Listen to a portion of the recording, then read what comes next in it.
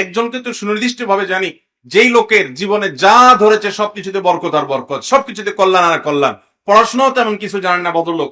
তার একটা গুণ আমি দেখেছি, তার ছেলে আলেম মানুষ। জিজ্ঞেস করেছি, ভাই আপনার আব্বার জীবনে এত বরকত আমি দেখতে পাচ্ছি, অল্পতে অনেক বরকত আল্লাহ তাআলা তাকে দিয়েছেন।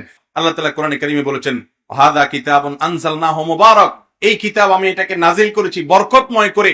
নবী করিম সাল্লাল্লাহু আলাইহি ওয়াসাল্লামের হাদিস থেকে বোঝা যায়, যে বাসা যে বাড়িতে কোরআনের তিলাওয়াত হয়, ওই বাসা ওই বাড়িতে আল্লাহ রাব্বুল আলামিন রিজিক দেন, ওই বাসায় আল্লাহ রাব্বুল আলামিন বরকত দান করেন। ওখানে আল্লাহ তাআলা বহুমুখী কল্যাণ আল্লাহ তাআলা নাজিল করেন। বরকতের তৃতীয় চাবি হলো ভাই আল্লাহর নাম নেওয়া, বিসমিল্লাহ পড়া এবং আল্লাহর স্মরণ করা। নবী করিম সাল্লাল্লাহু আলাইহি ওয়াসাল্লামের হাদিস থেকে বোঝা যায়, কোন কিছুতে যখন বিসমিল্লাহ দিয়ে শুরু করা হয় তখন সেটা বরকতময় হয়। কুল্লু আমরিন জিবালিন লাম ইবদা বিবিসমিল্লাহি ফাহুয়া আবতার আও আকতা আও কামা ক্বালা আলাইহিস সালাতু ওয়াস সালাম। কয়েক রকম হাদিস আছে, গুরুত্বপূর্ণ কোনো কাজে আল্লাহর নাম না নিয়ে যদি করা হয় সেটা বরকতপূর্ণ থাকে না, এটা ত্রুটিপূর্ণ হয়। আপনি খাওয়ার সময় যখন বিসমিল্লাহ বলবেন, শয়তান সেখানে অংশগ্রহণ করতে পারবে না, বরকতময় হবে, স্বাস্থ্যকর হবে। আপনি বাসায় ঢুকতে যখন বিসমিল্লাহ বলবেন, তাহলে শয়তান সাথে প্রবেশ করতে পারবে না, বরকতময় হবে। আপনি যখন প্রত্যেকটা কাজের শুরুতে বিসমিল্লাহ বলে শুরু করবেন, জিন্দেগিতে বরকত আসবে। আমি ব্যক্তিগতভাবে এমন কিছু লোককে চিনি, একজনকে তো সুনির্দিষ্ট ভাবে জানি, যেই লোকের জীবনে যা ধরেছে সবকিছুতে বরকত আর বরকত, সবকিছুতে কল্যাণ আর কল্যাণ, পড়াশোনাও তেমন কিছু জানে না ভদ্রলোক।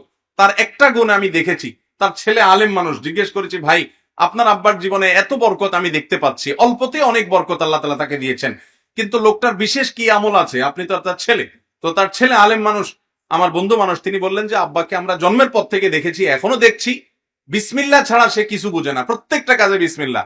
খাবার খেতে প্রতি লোকমা বিসমিল্লাহ বলার দরকার নাই, কিন্তু তারপরে তিনি প্রত্যেক লোকমার আগে একবার বিসমিল্লাহ বলেন।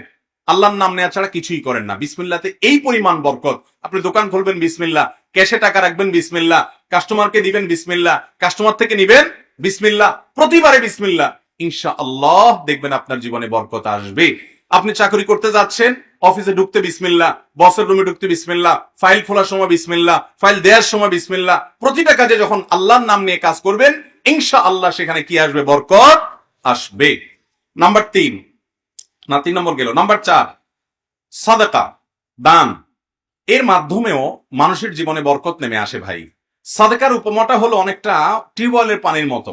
আপনার খুব অভাব যাচ্ছে, খুব কষ্টে আছেন, সাধ্য অনুযায়ী অল্প একটু দান করে দেন গরিব দুঃখীকে। দিনই কোনো প্রতিষ্ঠানে, কল্যাণমূলক কোনো কাজে, যে কোনো বেশি খরচ করবে, কিন্তু পেছনে বরকত হবে।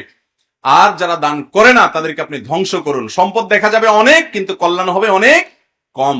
এই জন্য দেখবেন, ওই যে টিউবওয়েলের যখন পানি অনেক নিচে চলে যায়, লেয়ার নিচে নেমে যায়, আমাদের কাজ হয় কি করা তখন?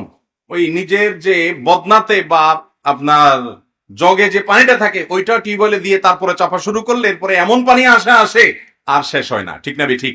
ঠিক তেমনি ভাবে বরকত লাভের আশায় আল্লাহ রাব্বুল আলামিনকে সন্তুষ্ট করার জন্য দান করতে হবে।